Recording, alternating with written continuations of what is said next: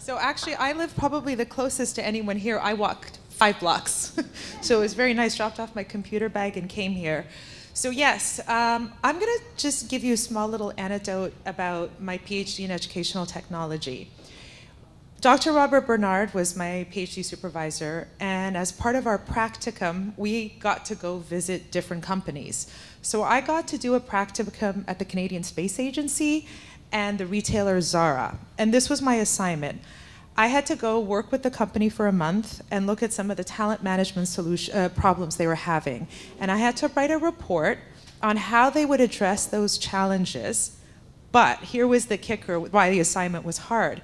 I couldn't propose any new technology.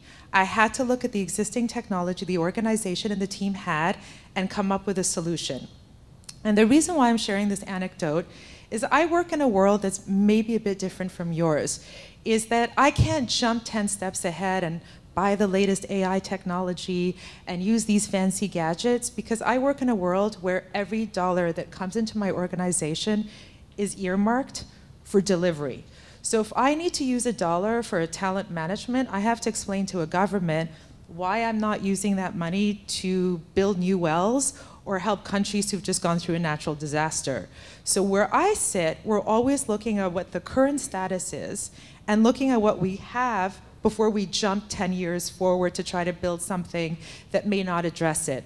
So my talk is going to focus on some solutions that we've implemented, and as Jill mentioned, we've actually won awards for it, using what we have in-house. And they solve what I call talent management problems that every single one of you faces. So just to give you an overview, we are an organization with 170 offices, over 18,000 workforce, and another 6,000 consultants. And we're located globally all over the world. So that's sort of where we are. Our mission is to eradicate poverty. So talent mobility. Similar to a Google or a Deloitte, we have people who've been in offices, they work really well, but they're not learning any new skills, and they're kind of working on the same business challenges.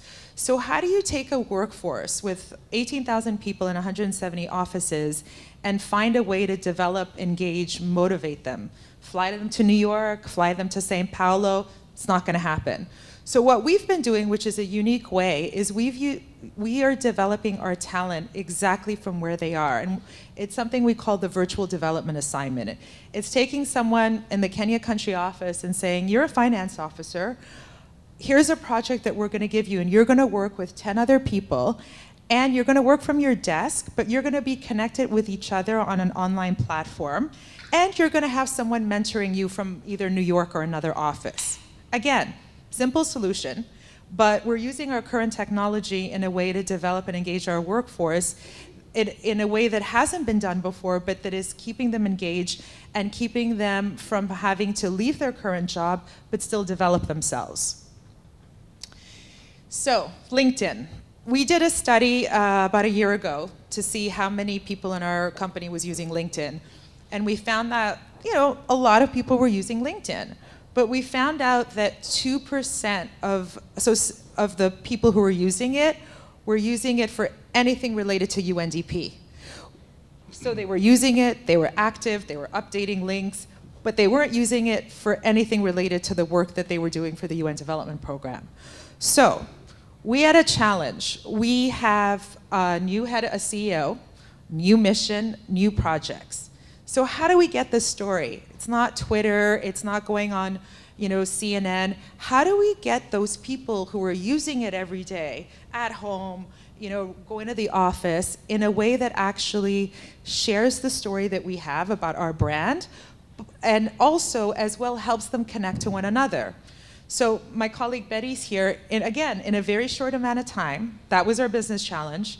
How do we get it? Within a month, we had a new platform running with LinkedIn and got 500 of our brand ambassadors. We trained them online at very little money using in-house resources. And in about a year, we've managed to increase by almost 200,000 the number of followers we've had. We've increased the number of stories we're getting, as well as the ad revenue alone was over $2 million of just training 500 people to use LinkedIn for UNDP purposes. Smart work facilities. So the picture on the bottom is going to be my new office in Copenhagen. The Danish government designed it, and it's designed in such a way that every single person, no matter who you are, when there is sun, you can get a little bit of vitamin D. So the office is set up that way. So I work in Copenhagen. We've got about 200 staff there. So I have a certain employee experience that allows me to have technology, a safe working environment, relatively a stable country with good food, with good nutrition. That's going to be my day-to-day reality. At the same time, that's not the reality of most of my colleagues. So I was recently in South Sudan, and that office has 500 people. So they are working on some of the hardest humanitarian issues. But here's where the anecdote that Dr. Robert Bernard told me will not work. Their existing technologies are so poor that it's not actually going to solve any of the problems we have. So building a gym on site where people live is nice, it'll keep them active, but this is where, these are the circumstances in my workforce where the current technology will not address the talent management challenges we have, which is why we need to be a little bit more disruptive. Next example.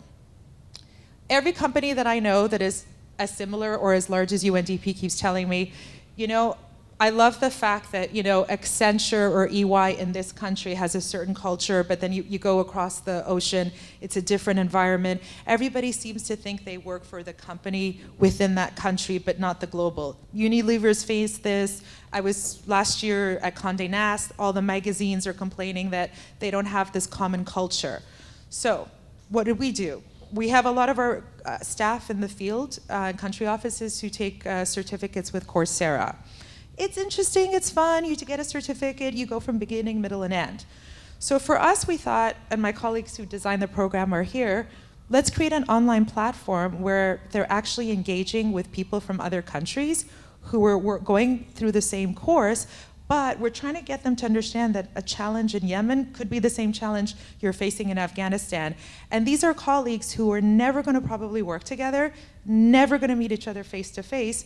But again, we're trying to break this silo that a UNDP Afghanistan is going to be different from a UNDP Yemen. Of course the challenges might be different, but we're all still one organization. And the last thing I wanted to point out, and I'm going to end with this, is that by doing all of these things in my team and with the organization we're working for, we're still managing to be recognized as being quite innovative in how we're using the current technologies. At the same time, we also now have the credibility in the organizations such as the UN to take a few little risks and experiment a little. So last year, my colleague who designed this program, we were the first UN entity to start using AI for skills development.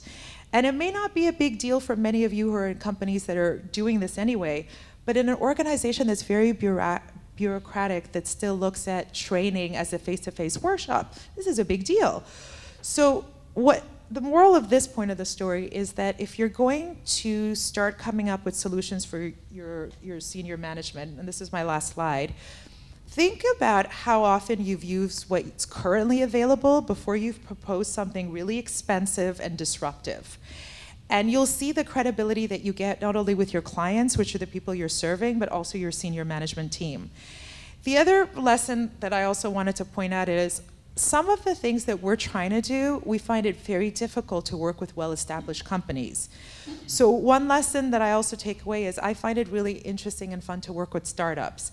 They're always interested in working with the UN, but one of the things we bring to the startup is we're interested to write a paper. So if there's a hypothesis you want to test, or you have a professor who may want to do some research with us on it, we're game. So it's not about just working with a startup, it's finding a synergy that goes beyond just you and the startup, and maybe there's a piece of research, maybe there's a population that's underrepresented in the world that you represent that could be part of this. And then the other thing that a lot of people always complain to me about is, well, there's an innovation hub in my company, but there's no innovation in HR. And so what my advice to you is, if there is no innovation hub, or there's no person in your team or in your department that's responsible for innovation, you do that within your team. So our team, we don't call it a hub, but we have a little area in our team where we're always disrupting. We throw paint on a wall, literally sometimes, and we don't know what the picture will look like. But we are using whatever resources we have, not taking money away from farming or climate change, but using the resources we have and testing the waters and seeing what will stick. And if it doesn't stick, that's okay too. So I'm going to end with my last thing, which is you can look at what you currently have. You don't need to look outside.